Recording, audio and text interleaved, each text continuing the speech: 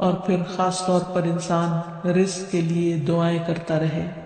کیونکہ سارے خزانے تو اللہ کے پاس ہیں،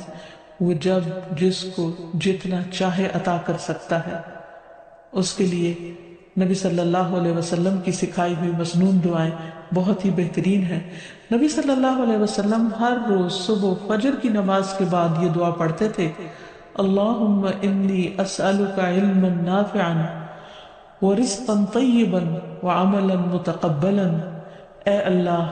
میں تجھ سے علم نافع، طیب رزق یعنی پاکیزہ رزق اور مقبول عمل کا سوال کرتا ہوں، یعنی ایسے عمل کی توفیق دے جو تیرے ہاں قبول ہو جائے، تجھے پسند آ جائے۔ اور اس کے ساتھ ساتھ انسان کو حرام سے بچنے کی دعا کرنی چاہیے۔ اس سلسلے میں آپ صلی اللہ علیہ وسلم نے جو دعا سکھائی وہ ہے، اللہم اکفنی بحلالک عن حرامک واغننی بفضلک عمن سواک۔ اے اللہ، اپنے حلال کے ذریعے حرام سے میری کفایت فرما، یعنی مجھے اتنا حلال دے کہ مجھے حرام کی ضرورت ہی نہ رہے، اور اپنی مہربانی سے مجھے اپنے علاوہ ہر ایک سے بے نیاز کر دے، یعنی مجھے انسانوں کا محتاج نہ کر، کسی اور کا محتاج نہ کر، صرف اپنے خزانوں سے عطا فرما۔ پھر اسی طرح خاص طور پر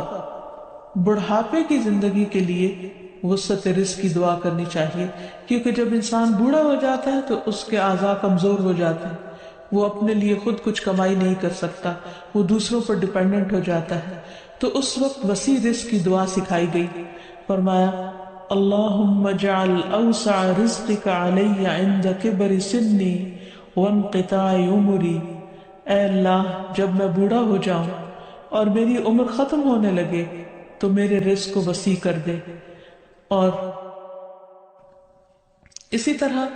اپنے لیے اور اپنی اولاد کے لیے وسیع رزق کی دعا کرنی چاہیے، جیسے ابراہیم علیہ السلام نے دعا کی تھی، ربنا انی اسکنت من ذریتی بواد غیر ذی زرع عند بیتک المحرم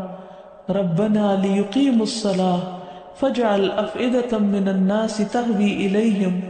وارزقہم من الثمرات لعلہم یشکرون۔ اے ہمارے رب، بے شک میں نے اپنی کچھ اولاد کو اس وادی میں آباد کیا جو کسی کھیتی والی نہیں، تیری حرمت والے گھر کے پاس، اے ہمارے رب، تاکہ وہ نماز قائم کریں۔ سو کچھ لوگوں کے دل ایسے کر دے کہ ان کی طرف مائل رہیں، اور انہیں پھلوں سے رزق عطا کر تاکہ وہ شکر ادا کریں۔ تو اس میں ہم دیکھتے ہیں کہ ابراہیم علیہ السلام اپنے بچوں کے لیے روحانی رزق کی دعا بھی کر رہے ہیں، جذباتی محبت کی رزق کی دعا بھی کر رہے ہیں، اور پھر اس کے ساتھ ساتھ جسمانی رزق کی دعا بھی کر رہے ہیں جو ہر انسان کی ضرورت ہے، اور اس میں سے بھی بہترین رزق یعنی پھلوں کے رزق کی دعا کر رہے ہیں، کیونکہ انسان کو اللہ تعالیٰ کا صرف رزق ہی نہیں مانگنا چاہیے، بہترین رزق مانگنا چاہیے۔ یعنی ایک تو سمپل سی دعا ہے اللہم ارزقنی، اور پھر ورزقنا وانت خیر الرازقین، جو سورۃ المائدہ میں اللہ تعالیٰ نے دعا سکھائی ہے، اور ہمیں رزق دے اور تو سب رزق دینے والوں میں سے بہترین ہے۔